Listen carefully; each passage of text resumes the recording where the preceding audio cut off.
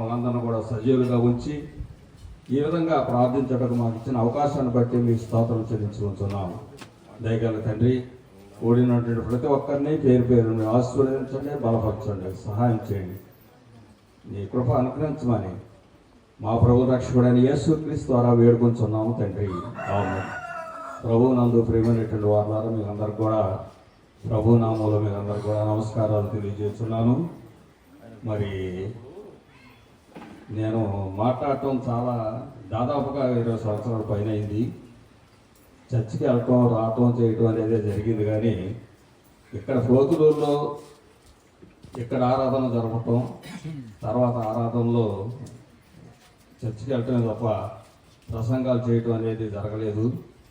ఏది ఏమైనప్పుడు కూడా మరి అయ్యగారు నాకు ఇచ్చిన అవకాశాన్ని బట్టి కూడా వారికి వందనాలు చెల్లిస్తున్నాను.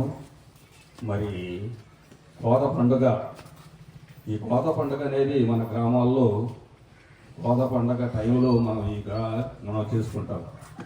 కృతజ్ఞతార్పణ పండుగ అంటే అది టౌన్ చర్చిల్లో కృతజ్ఞతార్పణ పండుగ. వాళ్ళు ధాన్యం తీసుకురారు, ఏమి తీసుకుంటారు, ఓన్లీ డబ్బే కృతజ్ఞతార్పణ పండుగ.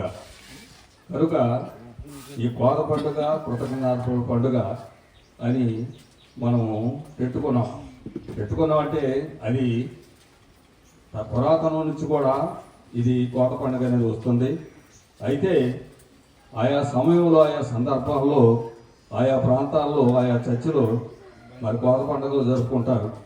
కొంతమంది ఏలూరు క్రైస్ట్ చర్చిలో నవంబర్లోనే కోత పండుగ చెప్పారు.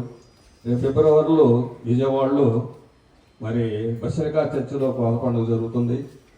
అలాగనే మరి సీతంపేట, కండ్రిక, అలాగే 13వ తారీఖున గుండుగోళం అవి జరుగుతూ ఉంటుంది. నాకు తెలుసు. 13వ తారీఖున గుండుగోళం జరుగుతుంది, 14వ తారీఖు మంది, 15వ తారీఖున మిగతా సంఘాలు జరుగుతూ ఉంటుంది. కనుక మరి ఆ యొక్క పాస్టర్ గారిని బట్టి, పెద్దలను బట్టి, సంఘస్థులను బట్టి మరి ఈరోజు కోత పండుగ నిర్ణయించడం జరిగింది.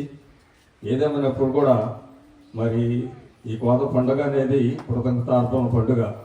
ఎందుకంటే ప్రభువు మనం గత సంవత్సరం నుండి ఈ సంవత్సరం వరకు మనల్ని కాపాడినందుకు కూడా మన కృతజ్ఞతలు చెల్లించాలి. ఆయన కృతజ్ఞతలు చెల్లించుతూ ఆయన గుమ్మంలో ప్రవేశించడని దేవుని వాక్యం చెప్పబడుతుంది.